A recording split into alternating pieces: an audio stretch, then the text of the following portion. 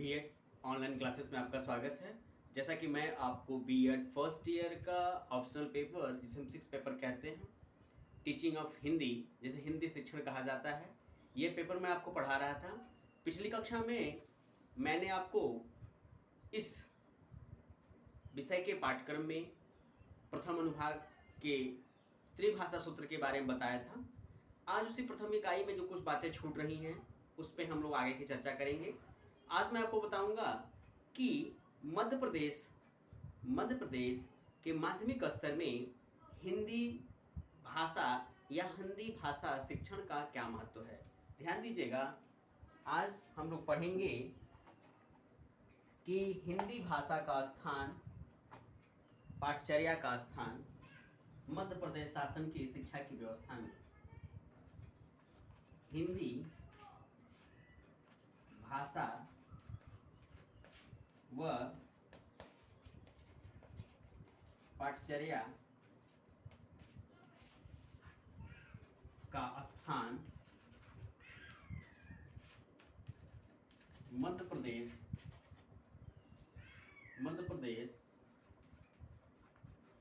माध्यमिक शिक्षा बोर्ड में। देखिए, आज हम लोग बात करेंगे कि मध्य प्रदेश शासन की जो माध्यमिक शिक्षा व्यवस्था है, या हम ऐसे कह सकते हैं कि मध्य प्रदेश शिक्षा की व्यवस्था में जो माध्यमिक शिक्षा व्यवस्था है, 12वीं तक की शिक्षा की व्यवस्था है, उसमें हिंदी भाषा का क्या महत्व है, कितनी उसको महत्ता दी गई है तो क्यों दी गई है, और इस माध्यमिक स्तर के पाठ्यक्रम को निर्धारित करते समय बालकों को, छात्र छात्राओं को इस माध्यमिक स्तर तक के शिक्षा की व्यवस्था में हिंदी भाषा को पढ़ाते समय किन किन महत्वपूर्ण तथ्यों को उनके सामने रखा गया है, जिसकी सहायता से संपूर्ण तौर पे हम कह सकते हैं कि हिंदी भाषा का जो विकास है वो सुनिश्चित होता है। बालक अपनी मातृभाषा जो कि हिंदी परिक्षेत्रीय है उसके विकास के साथ साथ वास्तविक या राष्ट्रीय स्तर पे भाषा के विकास में अपना सहयोग सुनिश्चित करता है। हम बात कर रहे हैं माध्यमिक स्तर पे मध्य प्रदेश शासन में। देखिए, सामान्यतः ये कहा जा सकता है कि मध्य प्रदेश क्षेत्र जो है वह भारत के मध्य स्थान पे स्थापित है, इसलिए इसे मध्य प्रदेश भी कहा जाता है। लगभग भारत के कई प्रमुख राज्य इससे जुड़े हुए हैं। ऐसा भी कहा जाता है कि राज्य की सबसे ज़्यादा सीमाएं अन्य राज्यों से जुड़ने वाली जो है वो मध्य प्रदेश की हैं। और सामान्यतः ये देखा जाता है कि मध्य प्रदेश से जुड़ने वाले जितने भी राज्य हैं उन राज्यों में अधिकतर राज्य ऐसे हैं जो हिंदी भाषा क्षेत्र से संबंध रखते हैं। जैसे बिहार की बात करें हम, और उत्तर प्रदेश की बात करें हम, दिल्ली की बात करें हम, राजस्थान की बात करें हम, हरियाणा की बात करें, तो ये देखा जाता है सामान्यतः ये जो क्षेत्र हैं, हालांकि हरियाणा और दिल्ली थोड़ी दूरी पर स्थापित हैं इनसे, लेकिन कहीं ना कहीं इसका जो लगाव है, जुड़ाव है, वो ये संदर्भित करता है कि जो मध्य प्रदेश की भाषा है वो हिंदी है। हिंदी वैसे तो एक प्रमुखता तौर पे बोली जाने वाली मध्य प्रदेश की जो भाषा है वो हिंदी है, और यदि कहा जाए तो जो क्षेत्र और मातृभाषा के संदर्भ में जो विवेचना की गई थी 1948 के ताराचंद समिति में, 1952 के मुतालिर कमीशन में और 1964 की जो कोठारी कमीशन में जो बातें शिक्षा की व्यवस्था में मातृभाषा के संबंध में कही गई थी वो हूबहू मध्य प्रदेश की शिक्षा की व्यवस्था में लागू होता है। क्योंकि हमारा मध्य प्रदेश जो है, यहाँ हम हिंदी भाषी हैं। बोलियां तो तमाम प्रकार की बोली जाती हैं, लेकिन राज्य स्तर की जो भाषा है वो हमारी हिंदी भाषा है। ध्यान दीजिएगा, वो हमारी हिंदी भाषा है। इसी हिंदी भाषा को राज्य स्तर पर महत्व देते हुए माध्यमिक शिक्षा मंडल मध्य प्रदेश शासन में हिंदी भाषा को प्रमुख तौर पे मातृभाषा के रूप में तो पढ़ाया ही पढ़ाया जाता है। साथ ही माध्यमिक स्तर की बात करें, 6 से लेके हम 12वीं तक की बात करें, या केवल हम माध्यमिक स्तर की बात करें, 9वीं से लेकर 12वीं तक की बात करें, तो हिंदी भाषा इस मध्य प्रदेश शिक्षा मंडल में प्रथम भाषा के तौर पे पढ़ाई जाती है। ध्यान दीजिएगा, प्रथम भाषा के तौर पे पढ़ाई जाती है, दूसरी भाषा के तौर पे यहाँ पे अंग्रेजी पढ़ाई जाती है। लेकिन प्रथम भाषा की बात करें तो प्रथम भाषा के तौर पे हिंदी पढ़ाई जाती है।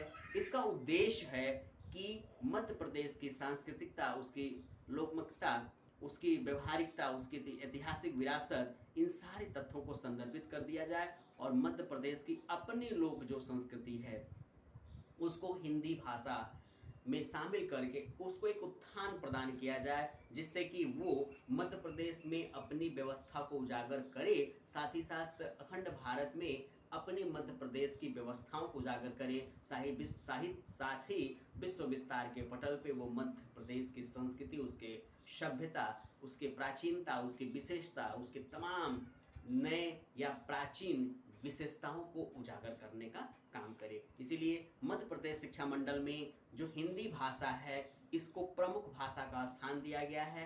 यह माध्यमिक स्तर में पढ़ाया जाने वाला प्रथम विषय निश्चित किया गया है। वहीं इस विषय की विशेषता को और उजागर और महत्ता प्रदान करने के लिए हिंदी भाषा का जो पाठ्यक्रम तैयार किया गया है, जो माध्यमिक स्तर का पाठ्यक्रम तैयार किया गया है, वैसे तो प्राथमिक स्तर, उच्च प्राथमिक स्तर में भी हमारे यहाँ मध्य प्रदेश शासन में सारी जो सरकारी व्यवस्थाएं निर्धारित की गई है, हम क्या शिक्षा की जो व्यवस्था निर्धारित की गई है वो हिंदी भाषा में ही है। मातृभाषा भी हमारी हिंदी है।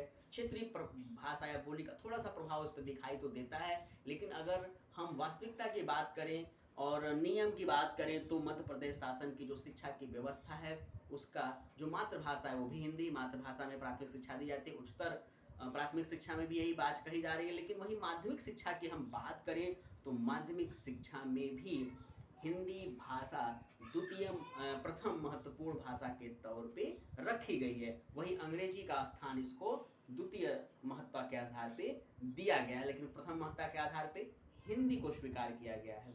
और इस हिंदी की विशेषता को बनाए रखने के लिए ध्यान दीजिएगा, हिंदी की विशेषता को बनाए रखने के लिए इसमें नए तथ्यों को शामिल करने के लिए बालकों को हिंदी भाषा के महत्व, इसके जानकारियों को और उजागर करने के लिए जो माध्यमिक स्तर का जो पाठ्यक्रम तैयार किया गया है, इस पाठ्यक्रम में हिंदी भाषा के संबंध की सभी वो तमाम चीज़ें, महत्व की चीज़ें शामिल की गई हैं जो भाषा को मजबूती प्रदान करती हैं और किसी भी बालक को पढ़ने के लिए प्रेरित करती हैं। जैसे थोड़ी सी हम बात करेंगे इसके पाठ्यक्रम की, हिंदी भाषा के पाठ्यक्रम की हम बात करें तो हिंदी भाषा का जो पाठ्यक्रम तैयार किया गया है उसमें दो भाग उसके निर्धारित किए गए हैं।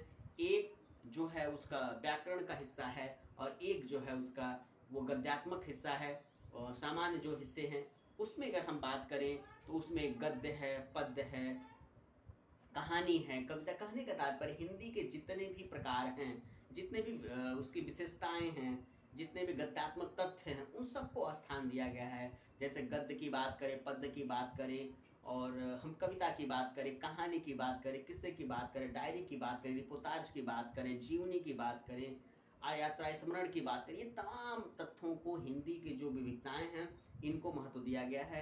वहीं इसकी विशेषता को बनाए रखने के लिए जो व्याकरण की आवश्यकता है, व्याकरण को भी महत्व दिया गया है। जैसे संज्ञा की बात करें, क्रिया की बात करें, तमाम अंतःकारकों की बात करें हम, और अलंकारों की बात करें, सर्वनामों की बात, मतलब जितने भी, कहने का तात्पर्य हिंदी भाषा के जितने भी महत्वपूर्ण तथ्य हैं या हिंदी भाषा की जो भी विशेषताएं हैं, इन सभी को हिंदी भाषा की विशेषताओं को ध्यान में रखते हुए मध्य प्रदेश शिक्षा मंडल में हिंदी भाषा को महत्व दिया गया है।